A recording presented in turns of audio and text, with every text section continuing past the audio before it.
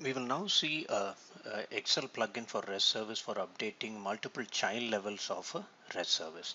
So in the process work order, you have the work order operations, and within the operations, you will have material and resources at the same level. If you look at resources, it has a grandchild, which is the resource instance, and the resource instance has the resource instance DFF as a great grandchild flex fields. So we are going to use this to update the work order. So let's go to the take an example of a work order, and okay, we are in this work order MAP-1003. So what I'm going to do is add a resource instance and a DFF to a resource instance. So in the resource, I'm going to add a resource instance. So choose one of the existing instances already assigned to this resource.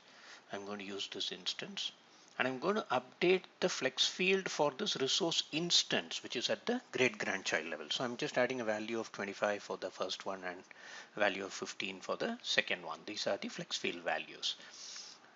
Okay, now I'm going to save this work order.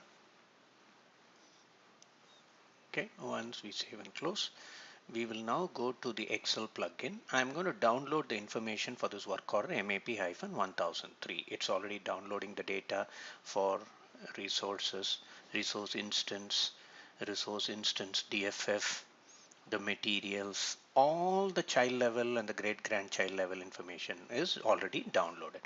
We are going to update now. I'm going to update the priority to 2, and in the header, now coming to the operation, which is the first child, I'm going to add a description to the operation name filtration. The description is added as filtration. I'm going to make a change to the material from the required quantity of 0.16 to 0.13 for the item sugar.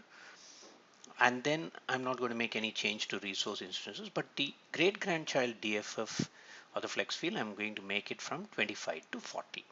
We are just going to now see this. You can see these are all pending update. You can see in the left hand side there is this are the to be updated. I just click upload changes. Now the system is going to make all the changes. I can see on the right side form level upload is complete. It's now trying to update all the child level update. So you can see all the children that we made the update is now complete.